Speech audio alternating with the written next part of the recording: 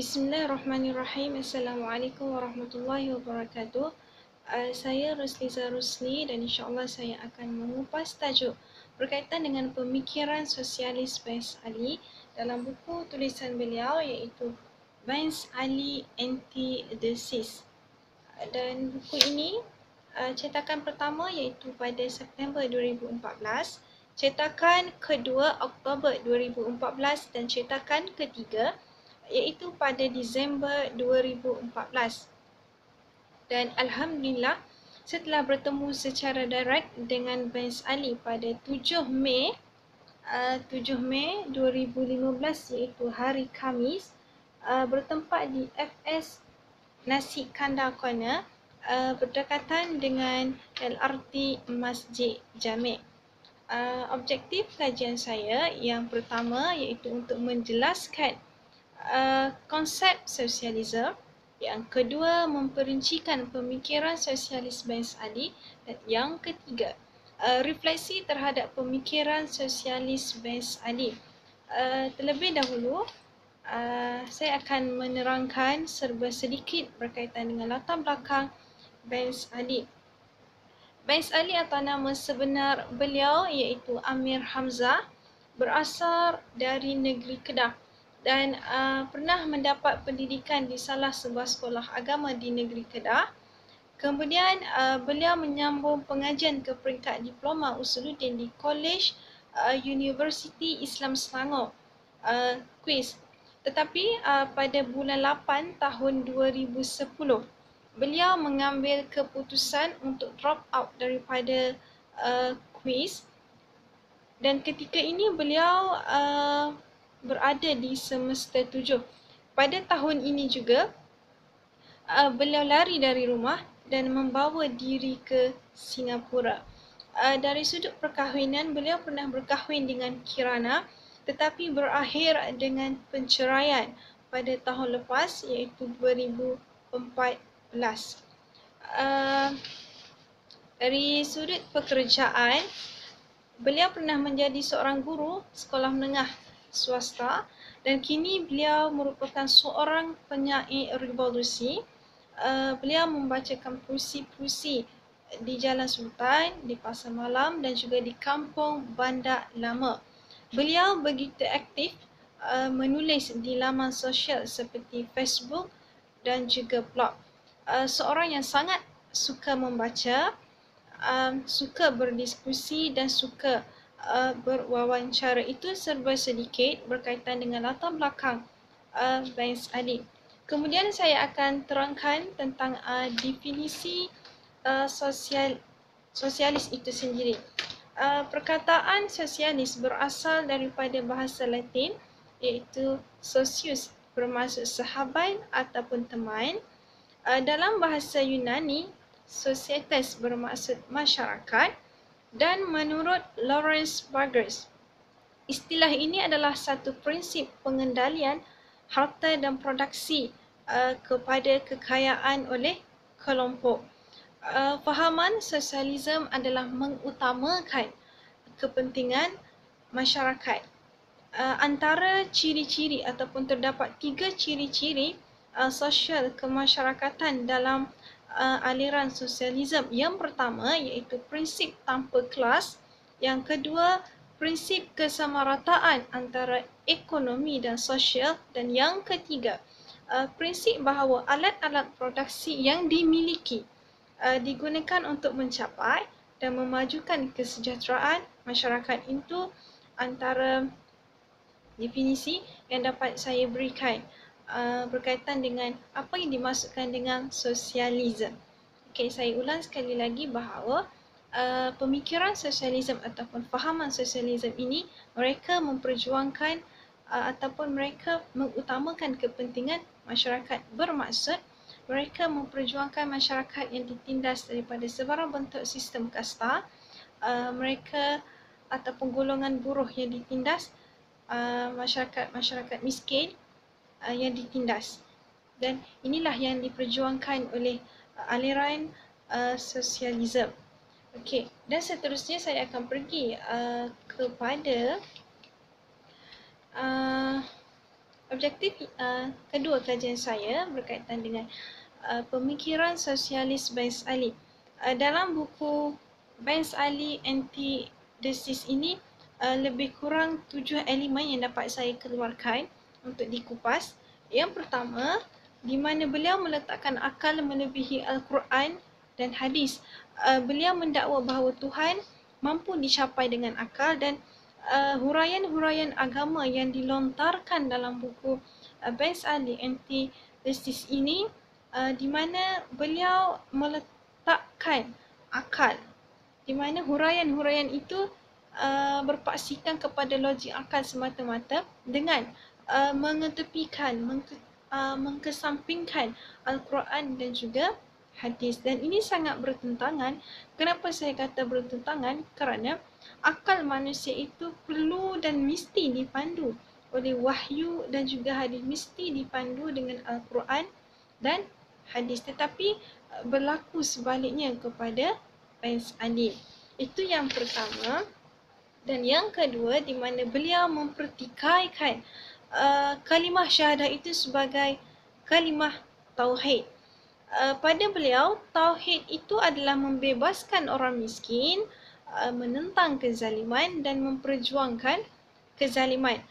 Setiap orang yang membawa keadilan, setiap orang yang membawa kebaikan, itu adalah dikira beriman.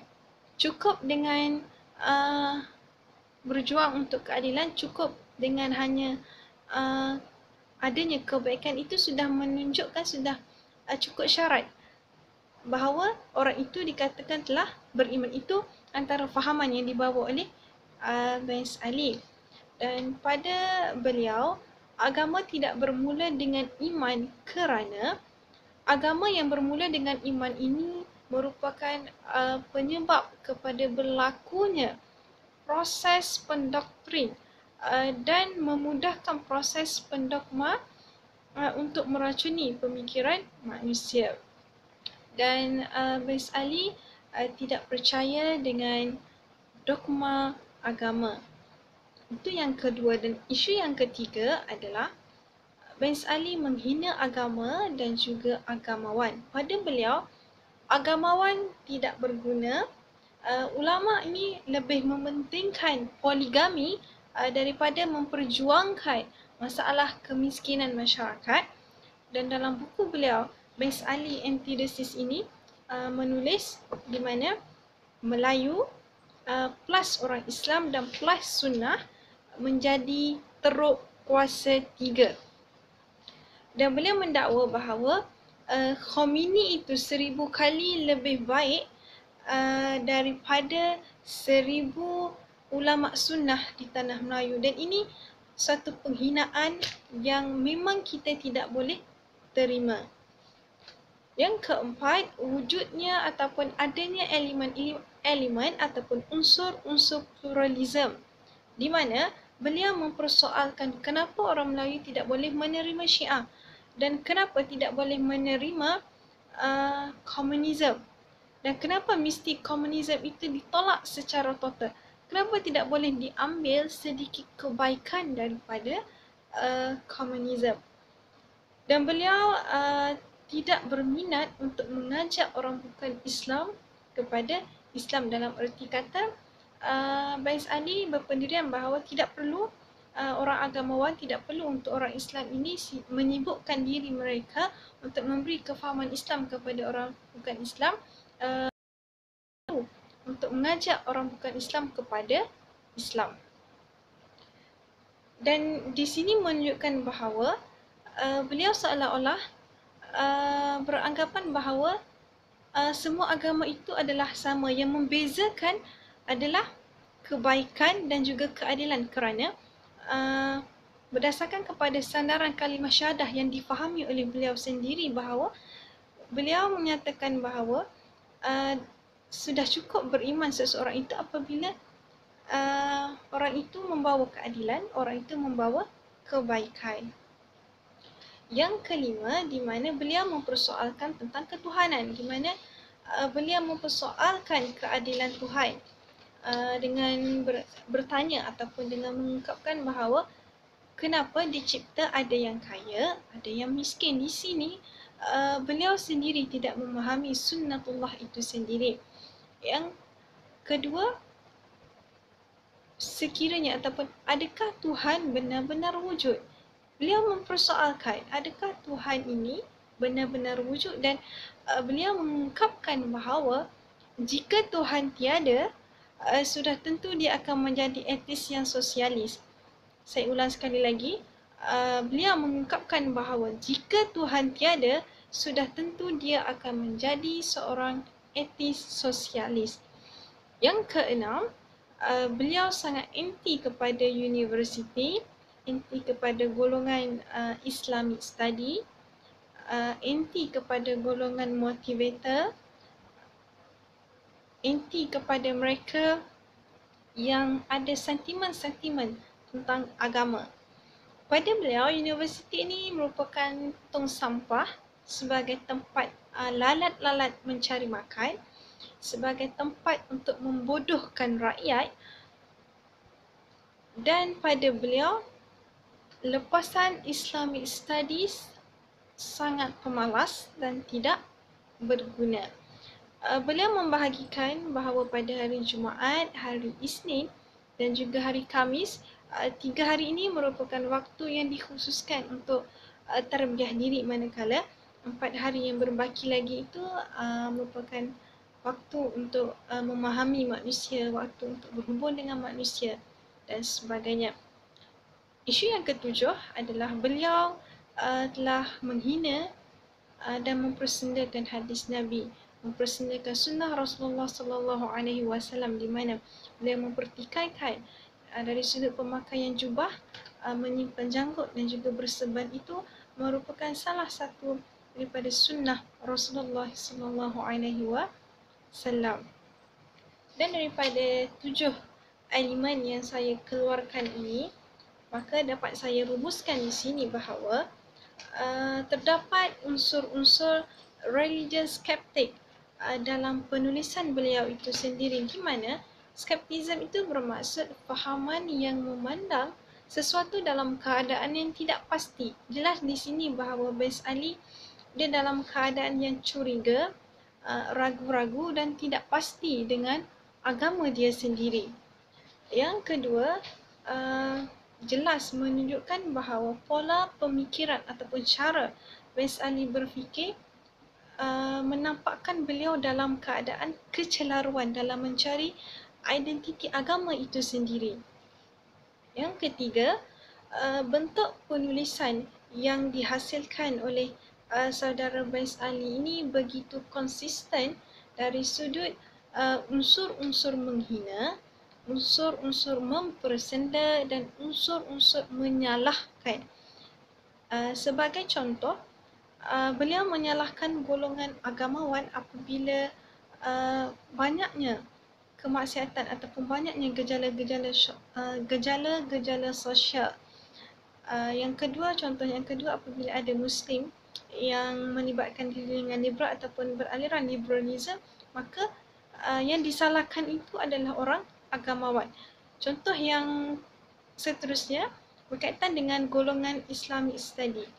Tidak dinafikan ada segelintir mereka yang daripada lepasan pengajian Islam ada yang melakukan kesalahan ataupun ada yang tidak memberi manfaat kepada masyarakat, tetapi tidak bermakna apabila ada yang berbuat sedemikian maka sandaran kesalahan itu dilontarkan, diberikan ataupun dituduh kepada semua mereka yang beraliran di bawah pengajian Islam. Yang keempat, jelas Bais Ali tidak yakin bahawa Islam itu sebagai way of life. Islam itu sebagai cara terbaik dalam setiap aspek kehidupan. Yang kelima, beliau jelas tidak memahami worldview Islam itu dengan sebenar. Beliau memahami Islam itu dalam acuan pluralism. Apabila Islam itu difahami dalam acuan pluralism ataupun bercampur aduk antara Islam dengan unsur-unsur bukan Islam, maka ia semakin menjauhkan bin Ali daripada hakikat untuk ma'rifatullah itu sendiri. Yang keenam, bin Ali meletakkan akal mendahului antara Al-Quran dan hadis, bermaksud dalam dia menyingkap agama, dalam dia nak memahami agama, beliau mengkesampingkan, beliau mengabaikan Al-Quran dan hadis. Yang disandarkan hanyalah berdasarkan logik akal semata-mata. Sebab itu pada beliau tidak percaya kepada dogma agama. Beliau juga tidak yakin bahawa Islam itu adalah agama yang syumul, meliputi seluruh aspek kehidupan, di mana dalam Islam itu adanya sistem akhlak, dalam Islam adanya sistem ekonomi Islam. Sistem ekonomi Islam ini adalah untuk menjaga fitrah manusia, untuk memelihara manusia, untuk memelihara norma akhlak dan juga untuk memenuhi kepentingan masyarakat. Islam adalah agama yang memperjuangkan keadilan manusia daripada segala bentuk kekejaman. Yang ke-8, di mana beliau menafikan peranan ulama. Pada beliau, ulama ini tidak berfungsi. Ulama seolah-olah lebih teruk daripada Khomeini. Bermaksud Khomeini itu yang lebih baik daripada ulama. Dan ini jelas menunjukkan bahawa beliau sangat tidak mengiktiraf fungsi ulama, tidak mengiktiraf peranan ulama itu sendiri, sehingga beliau sanggup mengungkapkan bahawa Khomeini itu 1000 kali lebih baik daripada ulama sunnah, ataupun lebih baik daripada 1000 ulama sunnah di tanah Melayu. Yang ke-9, pada beliau manusia ini tidak berguna kepada orang lain. Manusia ini hanya berguna untuk diri sendiri. Di sini pun beliau gagal untuk memahami kenapa manusia itu dicipta. Sebagaimana firman Allah, A'udzubillahi minasyaitanirrajim, wa ma khalaqtul jinna wal ins illa liya'budun. Tidak dicipta manusia dan jin itu melainkan untuk beribadat. Yang seterusnya, yang ke-10, rumusan yang ke-10 yang dapat saya rumuskan di sini, di mana bin Ali dalam keadaan beliau rela bahawa di mana membiarkan orang-orang bukan Islam itu kekal dengan agama mereka, dan yang sepatutnya adalah menjadi tanggungjawab kepada orang Islam, di mana untuk menerangkan Islam kepada orang bukan Islam, sebagaimana dakwah Rasulullah itu sendiri. Rasulullah diperintah oleh Allah untuk berdialog dengan orang bukan Islam, dan di sini menampakkan bahawa Rasulullah berinteraksi, wujudnya interaksi antara orang Islam dan juga orang bukan Islam untuk nak menyebarluaskan agama Islam itu sendiri, sekaligus untuk menarik orang bukan Islam kepada Islam. Ya, la iqraha fi din, tidak ada paksaan dalam agama. Tidak ada paksaan dalam agama ini bermaksud orang Islam yang nak mengajar ataupun nak mengajar Islam kepada orang bukan Islam, tidak boleh untuk memaksa mereka memeluk Islam. Tetapi ini tidak bermaksud, ini tidak bermakna kita orang Islam ini perlu membiarkan mereka dalam keadaan terus-menerus dengan kekafiran. Kerana firman Allah, A'udzubillahi minasyaitanirrajim, Innan dina 'indallahi Islam. Di mana innan dina 'indallahi Islam bermaksud sesungguhnya agama yang benar dan agama yang diredai di sisi Allah itu hanyalah Islam. Dan kesimpulan yang dapat saya jelaskan di sini, di mana saya membuat perbandingan di antara Siddhartha dan juga Bains Ali. Bagi Siddhartha berpendirian bahawa kesengsaraan rakyat dan buruh itu adalah kerana kasta agama, dan pada Bains Ali itu adalah sistem kapitalis. Dan antara Siddhartha dan Bains Ali ini, mereka kedua-dua ini beraliran antithesis, ataupun mereka kedua-dua ini memilih antithesis sebagai cara hidup. Dan apa yang berlaku kepada Bains Ali ini pasti ia memberi kesan, ia menjejaskan akidah itu sendiri. Jadi sekiranya benar Bains Ali berpendirian sebagaimana yang ditulis dalam buku dia itu, maka perlu untuk beliau kembali balik kepada Islam itu sendiri. Beliau seorang yang banyak membaca, tetapi pembacaan itu perlu dipandu dengan guru-guru yang alim dalam bidang agama. Tidak salah untuk membaca, malah membaca itu satu tuntutan dalam Islam. Tetapi sejauh mana pun anda membaca, pembacaan itu mesti dipandu.